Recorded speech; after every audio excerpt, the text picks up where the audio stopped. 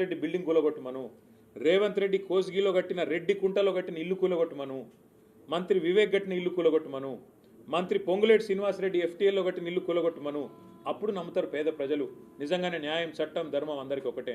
అంతేగాని కూకట్పల్లిలో బుచ్చమ్మ ఆమె ఇంటికి స్టిక్కర్ వేస్తే ఆమె ఉరిపోసుకొని చచ్చిపోయింది. ఎవడిస్తాడండి ప్రాణాలు తెచ్చి? రంగనాథ్ ఇస్తాడా? రేవంత్ రెడ్డి ఇస్తాడా? ఏం మాట్లాడుతున్నారు? సిగ్గుండాల. హైకోర్టు 65 సార్లు కంటెంప్ట్ ఆఫ్ కోర్ట్ ఒక అధికారి మీద చరిత్రలో ఎప్పుడన్నా ఉందా? 65 సార్లు హైకోర్టు చెప్పినా కూడా నువ్వు వినవంటే ఇంకా నువ్వు ఎవడు చెప్తుంటావు? నేనే రాజు, నేనే మంత్రి, నేను హిట్లరు అని చెప్పి నీది నువ్వు అనుకొని హిట్లర్కు ఆదర్శం, హిట్లర్కు ఇష్టమైన పదం Hydra. I demolished like anything. Iran, Israel మాదిరిగా నేను శీతలావస్థలోకి మొత్తం హైదరాబాద్ని తీసుకొని పోతున్నా. ఇదా రాజకీయం? ఇదా ఒక ముఖ్యమంత్రి చేయాల్సిన పని? ఇవాళ నేను అడుగుతున్నా సూటిగా రేవంత్ రెడ్డిని, హైడ్రా నువ్వు చెప్పినట్టు రిఫార్మ్స్, సంస్కరణ అయితే ఎందుకు నీ అన్న ఇల్లు కూలగొట్టట్లేదు? నీ అన్నకు హైకోర్టు స్టే ఉందని నువ్వు చెప్తావు. హైకోర్టు స్టే ఉన్న వేరే వాళ్ళ ఇల్లు ఎందుకు కూలగొడుతున్నావు? మరి వేరే వాళ్ళు కాగితాలు చూపెడుతున్నారు కదా, అయ్యా మాకు స్టే ఉందంటే ఆ కోర్టు పేపర్ని గిరాటేస్తున్నారు, పక్కకు వారేస్తున్నారు. ఒకటి కాదు కదా, ఎన్ని వేల ఇండ్లు కూలగొట్టారు మీరు? ఎంతమందిని బెదిరించి డబ్బులు వసూలు చేస్తుంది హైడ్రా? తెలవదా? బిల్డర్లందరినీ బెదిరించి వాళ్ళ దగ్గర ఆర్ఆర్ ట్యాక్స్ వసూలు చేస్తున్నమాట వాస్తవం కాదా? ఒక్కొక్క బిల్డర్ దగ్గర ఇవాళ స్క్వేర్ ఫీట్కి 200 రూపాయలు తోలు తీసి వసూలు చేస్తున్నమాట వాస్తవం కాదా? వాళ్ళు వినకపోతే హైడ్రాని వాళ్ళ మీద గుసిగొలుపుతున్నమాట వాస్తవం కాదా? హైడ్రా అనేది ఒక వేట కుక్కలాగా మారింది రేవంత్ రెడ్డికి. ఆ వేట కుక్కను పంపించి దాన్ని పెట్టుకొని బ్లాక్మెయిల్ చేసి డబ్బులు దండుకోవడం, అందులో కొంత వాటా రాహుల్ గాంధీకి, కొంత బీజేపీకి ఇవ్వడం. అదే కదా నువ్వు చేసేది.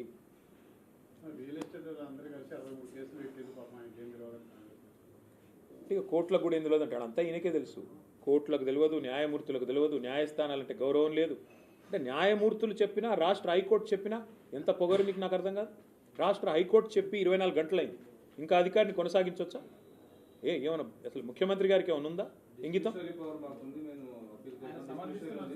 అదే బ్రదర్, నేను అనేది అంటున్నా, హైడ్రా చేసే బ్లాక్మెయిల్, హైడ్రాని ఇంత వెనకేసుకొస్తున్నాడు అంటే రేవంత్ రెడ్డి ప్రతి స్కీమ్ వెనక పెద్ద స్కామ్ ఉంటుంది.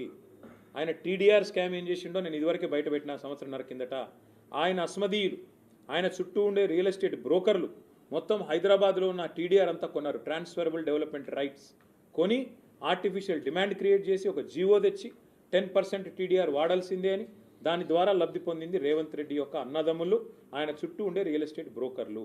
ఇప్పుడు మళ్ళీ చెప్తున్నా, హైడ్రా అనే అరాచక సంస్థను అడ్డం పెట్టుకుని రేవంత్ రెడ్డి గారు ఏదైతే చేస్తున్నారో నేను సూటిగా అడుగుతున్నా, నీ హైడ్రాకి దమ్ముంటే, నీ హైడ్రా నిజంగా సంస్కరణ అయితే ముందు నీ మంత్రుల ఇల్లు కూలగొట్టు. పొంగులేటి శ్రీనివాసరెడ్డి ఇల్లు ఎఫ్టీఎల్లో ఉన్నమాట వాస్తవమా కాదా? అట్లాగే వివేక్ ఇల్లు బఫర్లో ఉన్నమాట వాస్తవమా కాదా? అట్లాగే పట్నం మహేందర్ రెడ్డి ఇల్లు ఎఫ్టీఎల్లో ఉన్నమాట వాస్తవమా కాదా? కేవీపీ రామచంద్రరావు గారి ఇల్లు ఆయనది ఉన్నమాట వాస్తవమా కాదా? ఎన్ని ఉన్న ఎగ్జాంపుల్స్ ఇన్ని చూపెడుతుంటే ఇవేవి కాదు. అనుముల తిరుపతి రెడ్డి ఇల్లు ఎఫ్టీఎల్లో ఉన్నమాట వాస్తవం కాదా? కాబట్టి చట్టం అంటే అందరికీ ఒకటే తిరుగుండాలి. చట్టం కాంగ్రెస్ వానికి చుట్టం, మిగతా బీదా బిక్కిని మాత్రం ఇష్టం ఉన్నట్టు కొడతాం, మా ఇష్టం కోర్టు చెప్పిన అయినం. తప్పకుండా తగిన శాస్తి జరుగుతుంది. రేవంత్ రెడ్డి గారి తల బిరుసుకు, ఆయన అహంకారానికి సమాధానం ప్రజలే చెప్తారు. బ్రదర్, నేను మళ్ళీ చెప్తున్నా, మేము ఈ హైడ్రా అనేది పేరు మార్చి డ్రామా ఆడుతున్నాడు ఆయన. గతంలో దాని పేరు EVDM, enforcement vigilance director monitoring, అది మేము పెట్టింది. డిఆర్ఎఫ్ అని పెట్టింది మేము. దానికి ఒక పేరు మార్చి అన్నిటికీ మార్చినట్టు, అన్నిటికీ రంగులు వేసినట్టు, సున్నాలు వేసినట్టు దీనికి కూడా వేసి పోజులు కొట్టడం తప్ప ఆయన పీకింది ఏం లేదు. కేవలం దాన్ని బ్లాక్మెయిల్కి వాడుకుంటున్నాం. జస్ట్ ఎక్స్టార్షన్, బ్లాక్మెయిల్, బెదిరించడం, డబ్బులు గుంజడం. Revanth Reddy is one of the biggest blackmailers కదా. అధికారంలోకి రాకముందే పెద్ద బ్లాక్మెయిలర్.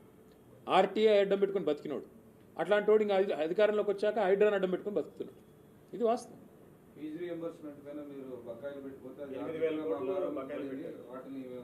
శాతగానోడు, అసమర్థుడు, అదంటారు కదా, చెల్లని నాణానికి గీతలు ఎక్కువ, శాతగానోడికి మాటలు ఎక్కువ. మేము అధికారంలోకి వచ్చినప్పుడు 2014లో ఫీజు రింబర్స్మెంట్ బకాయిలు లేవా? It's continuous process brother. Previous year బకాయిలు నెక్స్ట్ ఇయర్ కడతాం, అరియర్స్ అంటారు వాటి. అది కామన్ ప్రాక్టీస్. అది గవర్నెన్స్ ఈజ్ కంటిన్యూస్.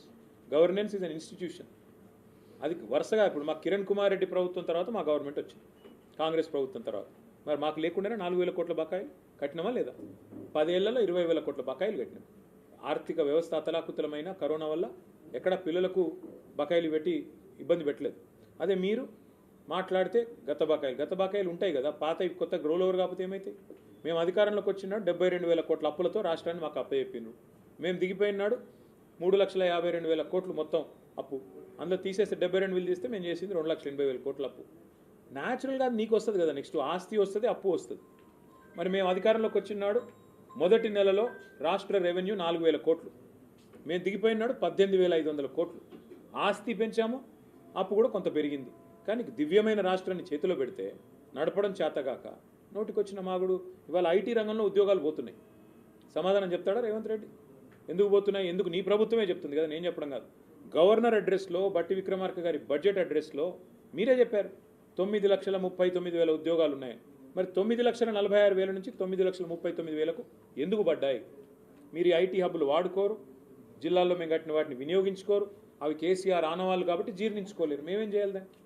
తెలంగాణ రాష్ట్రమే కేసీఆర్ ఆనవాళ్ళు కదా.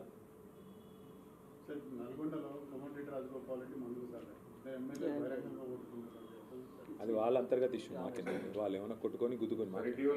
నీట్ పరీక్షా పత్రానికి వ్యతిరేకంగా దేశవ్యాప్తంగా యువత ఇది ఓన్లీ ఒక నీట్ పరీక్షా పత్ర లీకేజీగా ప్రజల్లో వచ్చిన ఈ విద్యార్థి యువతలో వచ్చిన ఇదిగా చూడవచ్చా? లేదు దేశవ్యాప్తంగా ప్రజల్లో ప్రత్యేకించి విద్యార్థి యువత ఫస్ట్ టైం మోడీ ప్రభుత్వం వచ్చిన తర్వాత ఒక తిరుగుబాటు జెండా, ఏ రాజకీయ పార్టీ అండా లేకుండా తిరుగుబాటు జెండా ఎగిరేసింది దేశ యువత. అది నీట్ అనేది కేవలం ఒక ట్రిగర్గా మాత్రమే పనికొచ్చింది తప్ప అంతకంటే ముందే పేరుకుపోయిన అసహనం, వివిధ రంగాల్లో ప్రభుత్వం యొక్క వైఫల్యం వల్ల పేరుకుపోయిన అసహనానికి మొన్న జరిగిన ప్రొటెస్టులు ఒక ప్రతీకగా చూడొచ్చు. మోడీ గారు వారి ప్రభుత్వం వచ్చిన కొత్తలో దేశానికి చెప్పింది ఏమంటే 2022 కల్లా ప్రతి సంవత్సరం 2 కోట్ల ఉద్యోగాలు ఇస్తామని చెప్పారు. మరి ఇప్పుడు 12 ఏళ్ళు అయింది. ఈ పాటికి 24 కోట్ల ఉద్యోగాలు సృష్టించి ఉండాలి. అది జరిగింటే యువతలో అంత అసహనం ఉండదు. లేదు, జరగలేదు. ఇక చాలా రంగాల్లో వైఫల్యం చెందింది కాబట్టి ఇంకా ప్రభుత్వానికి వ్యతిరేకంగా యువత రోడ్లెక్కాల్సి వచ్చింది. ఇందులో ఇంకొకరి వైఫల్యం కూడా ఉంది. ప్రధాన ప్రతిపక్ష పార్టీ అయిన కాంగ్రెస్ అసమర్థత వల్ల కూడా ఇవాళ వారు ప్రజల్ని మోటివేట్ చేయలేకపోతున్నారు, వాళ్ళు ప్రజల్ని ఇన్స్పైర్ చేయలేకపోతున్నారు. అందుకే ఒక ఆన్లైన్ స్టార్ట్ అయిన ఒక ఉద్యమం ఇవాళ ఆఫ్లైన్ మారింది, జంతర్ మంతర్ కాడికి వచ్చింది, పార్లమెంట్ చుట్టుముట్టే కాడికి వచ్చింది, ప్రభుత్వాన్ని ఉక్కిరి బిక్కిరి చేసే కాడికి వచ్చింది.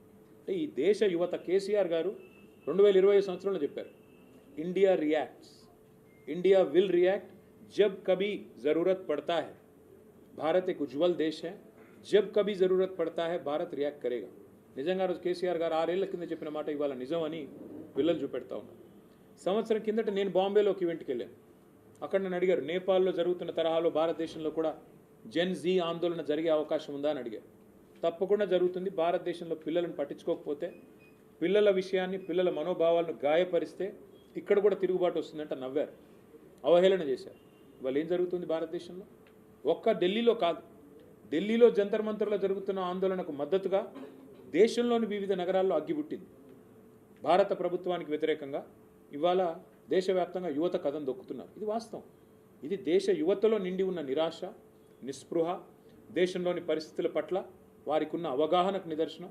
ఇది అన్ని రాజకీయ పార్టీలకు కూడా ఇది ఒక తప్పనిసరైన అర్థం చేసుకోవాల్సిన, ఆత్మవిమర్శ చేసుకోవాల్సిన ఒక సందర్భం. రాజకీయ వ్యవస్థ కూడా ఒక సవాల్ కాదు, ఎందుకంటే రాజకీయ పార్టీలు కాదని వీళ్ళందరూ ఒక సవాల్ కాదు. రాజకీయ వ్యవస్థలు ఎప్పటికప్పుడు రాజకీయం అనేది నిశ్చలంగా ఉండదు, చలనశీలంగా ఉంటుంది. ఎప్పటికప్పుడు డైనమిక్గా పరిస్థితికి అనుకూలంగా మనం కూడా మారుతూ ఉండాలి. వాళ్ళ పిల్లల్లో ఒక నిరాశ, నిస్పృహ ఉంది, అది వాస్తవం. కాబట్టి దాన్ని అర్థం చేసుకుని మనం కూడా పిల్లలు ఏం కోరుకుంటున్నారో వాళ్ళ మనోభావాలు అంటే వాటిని గౌరవిస్తే ఇబ్బంది. There will come a time when time will give you all the answers. Yes sir. The government has tabled a law against paper leaks and all those who will report such things. I'm sure you must have gone through these provisions. No, let me first. Find it efficient and effective deterrent against these things? Let me first ask the union government, whatever happened to Radhakrishnan committee that was constituted a couple of years ago? Before we talk about the new bill that is being tabled, what happened to the previous committee's report? What is the action taken on those recommendations? What have been implemented? What have not happened? What was the efficacy of that committee? Let us understand. Before we start talking about new things and newer bills and newer legislations, let's understand, let's acknowledge what has been done in the past, what has been learned from the previous mistakes. This is not the first time in this government that papers have leaked. This is the 5th time. Under Dharmendra Pradhan ji, 3 times it has happened. Under this government, NDA government, 5 times it has happened. More important thing is what India wants today is accountability. What India wants today is transparency and more importantly reforms which are long lasting. So if that reform in the form of a bill is being brought forward with a good intent, of course we welcome it. Without a question we welcome it. We will support it. But the government also has to answer what they have done about the previous committee. Radhakrishnan committee का क्या हुआ, उसका recommendation क्या कहाँ गया और उसका नतीजा क्या निकला, ये भी बताना होगा पहले तो. The government has also constituted a high committee. Under Nandan Nilekani ji, How do you see? no, it's boss, anything to reform education and instill confidence is welcome. पर मैं फिर वही दोहराऊंगा कि जो पिछली बार जो कमेटी बनाया गया था 2 साल पहले, जो रिपोर्ट उसने दिया, टेबल किया, उसका नतीजा क्या हुआ, उसका कुछ फ़ायदा हुआ हिंदुस्तान को या बस वैसे ही पेपर पे रह गया. और आज भी जो आप फिर एक बार एक लेजिस्लेशन की जो बात कर रहे हैं, इसका अल्टीमेटली क्या होगा, कैसे लागू करेंगे, क्या करेंगे और क्या कॉन्फिडेंस आप देंगे.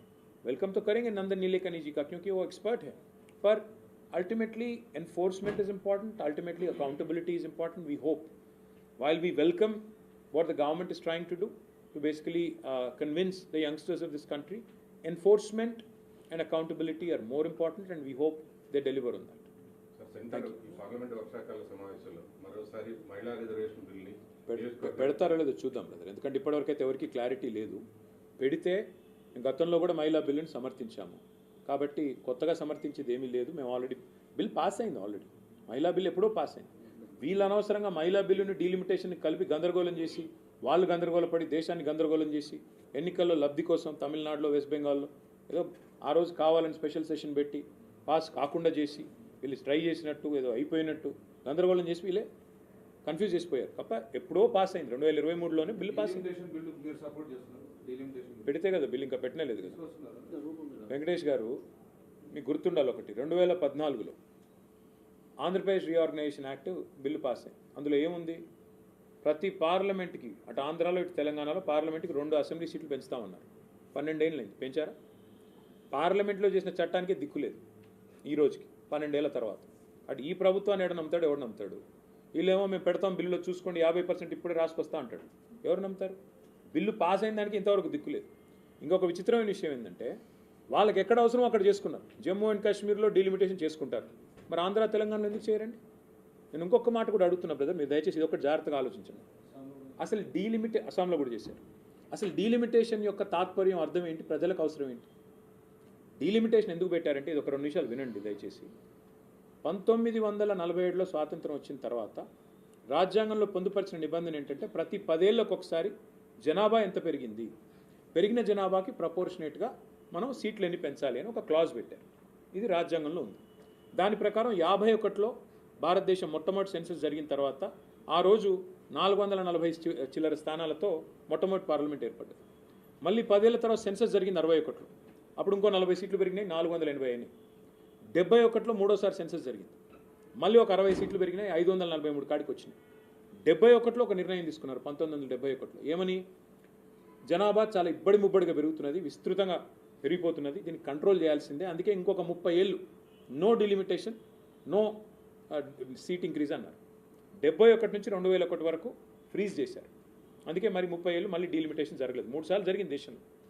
2001లో వాజ్పేయి గవర్నమెంట్, ఎన్డీఏ గవర్నమెంట్ ఏం చెప్పిందంటే మరొక 20 ఏళ్ళు పోస్ట్పోన్ చేస్తున్నాం, దీన్ని ఇప్పుడు ముట్టుకోమన్నారు. ఈ 50 ఏళ్ళలో ఏం జరిగింది బ్రదర్? 71 నుంచి 2021 దాకా దక్షిణాదిలో జనాభా తగ్గింది. ఎందుకు? ఫ్యామిలీ ప్లానింగ్ బాగా చేశారు, కుటుంబ నియంత్రణ బాగా పాటించారు. ఉత్తరాదిన పెరిగింది. ఇప్పుడు భారత ప్రభుత్వం ఏమంటుంది, జనాభా అనేది దామాషా ప్రకారం సీట్లు ఇస్తా అంటుంది. ఎట్లా ఒప్పుకుంటాం? దక్షిణాదిలో నువ్వు చెప్పిన మాట పాటించి 1971 తర్వాత కుటుంబ నియంత్రణ చేసుకొని ఒక పిల్లగాడో 2 పిల్లలు కన్నందు పాపానికి ఇవాళ దక్షిణాది ప్రాతినిధ్యం తగ్గిస్తాం అంటే ఎవడుకుంటాడు? ఎందుకు ఊకుంటాడు? నువ్వు చెప్పింది తిన్నందుకు మాకు శిక్ష ఇస్తావు, నువ్వు చెప్పింది తిననోనికి వానికేమో ప్రైజ్ ఇస్తా అంటే ఎవడుకుంటాడా? అందుకే మేమేమంటున్నాం, ఇవాళ భారతదేశ పార్లమెంట్లో లోక్సభలో మీకు 543 ఉంది నెంబర్. మేమేమంటున్నామంటే డీలిమిటేషన్ యొక్క ఉద్దేశం ఏంటి? డీసెంట్రలైజేషన్, వికేంద్రీకరణ జరగాలి, ప్రజలకు ఇంకా సన్నిహితంగా రిప్రజెంటేటివ్ డెమోక్రసీలో ప్రజలకు సన్నిహితంగా పనిచేయాలి నాయకులు. మీకు అవసరం అనుకుంటే, నిజంగానే ప్రజలకు అవసరం అనుకుంటే ఎమ్మెల్యే సీట్లు పెంచండి, దేశంలో 4,000, ఎందుకంటే ఫస్ట్ పాయింట్ ఆఫ్ కాంటాక్ట్ ఎప్పుడు ఎమ్మెల్యేనే ప్రజలకి, ఎంపీలు కాదు. ఎంపీలు మొత్తం పార్లమెంట్లో ఢిల్లీ నుంచి ఏమైనా తీసుకొచ్చేది ఎంపీలు. ఎమ్మెల్యే సీట్లు పెంచండి, 4,000 ఎమ్మెల్యే సీట్లు ఉన్నాయి దేశంలో, 6,000 చేయండి, మేము వద్దంటున్నాం. ఎంపీలు మీరేమంటున్నారు, ఎంపీలు పెంచి కేంద్ర ప్రభుత్వం భవిష్యత్తులో కేవలం ఉత్తర భారతదేశంలో ఉండే కొన్ని రాష్ట్రాల్లో ఎవరైతే నెంబర్లు ఎక్కువ వస్తాయో వాళ్ళే మొత్తం కంట్రోల్ చేస్తారు దేశాన్ని అంటే అది దక్షిణ భారతదేశం గొంతు కోయడం కాదా? అందుకే మేము దీన్ని తీవ్రంగా వ్యతిరేకిస్తున్నాం. యూనిఫామ్గా 50% పెంచుతా ఉంటే 24%. నేను మళ్ళీ చెప్తున్నా వెంకటేష్, మీరు ఒకటి గుర్తుపెట్టుకోండి, ఈ ప్రభుత్వం ఎన్డీఏ ప్రభుత్వం పార్లమెంట్లో పాస్ అయిన చట్టాలని గౌరవించట్లేదు. ఆంధ్రప్రదేశ్ పునర్విభజన చట్టం 2014లో పాస్ అయింది, పార్లమెంట్ యాక్ట్ అది, దాన్నే అమలు చేస్తలేవు కదా నువ్వు. అస్సాంలో జమ్మూ కాశ్మీర్లో డీలిమిటేషన్ చేస్తావు ఎట్లా, ఆంధ్ర తెలంగాణ చేయవట్లా, అట్లా నేను ఎట్లా నమ్మాలి మరి నిన్ను? అందుకే ఈ ప్రభుత్వం బిల్లులో ఏం పెడుతుందో చూసినాకనే మా పార్టీ అభిప్రాయం చెప్తాం. చూద్దాం వాళ్ళు ఏం చెప్తారు, ఏంది డీలిమిటేషన్ నిజంగానే నువ్వు అన్నట్టు 50% పెంచుతారా? ఇప్పటివరకు అంతా ఊహాగానమే కదా, అందరూ అనుకోవడమే తప్ప ఎవరికేం తెలియదు కదా. పెడితే మా నాయకుడు కేసీఆర్ గారు, మేము మా పార్టీ కూర్చొని సీనియర్ నాయకులు అందరం కూడా చర్చించుకొని ఏం చేయాలి, ఏం చెప్పాలి, రాజ్యసభలో మా వైఖరి ఏముండాలి, లోక్సభలో మాకు ప్రాతినిధ్యం లేదు అందరికి తెలిసిందే, ఏం చేయాలో చేస్తాం. ఓకే, మిమ్మల్ని కలవడం ఇంకెవరు లేదు. Thank you. ఒక second, I think I'll brief in English quickly. We have met the Honorable Union Railway Minister, Railway and Technology Minister, Shri Ashwini Vaishnavji today, and we've made several representation on behalf of the state of Telangana and on behalf of our people. Primarily, we had requested him to consider, as South Central Railway is being bifurcated, or trifurcated for that matter, we considered setting up of new divisions, one in Khajipet, one in Kottagudem, and we are urged him to explore the possibility, because there are smaller divisions which have been created with 900 kilometers, and in the proposed Khajipet division, railway division, will have almost 2,000 kilometers of track. This will greatly help Telangana getting connected very well to the rest of India, so we urged him to explore that. Secondly, an important railway line which was sanctioned from Hyderabad to Karimnagar under the leadership of our former Chief Minister and former Union Minister Shri KCR Garu back in 2005, unfortunately still limping at a snail's pace. What we urge the Honorable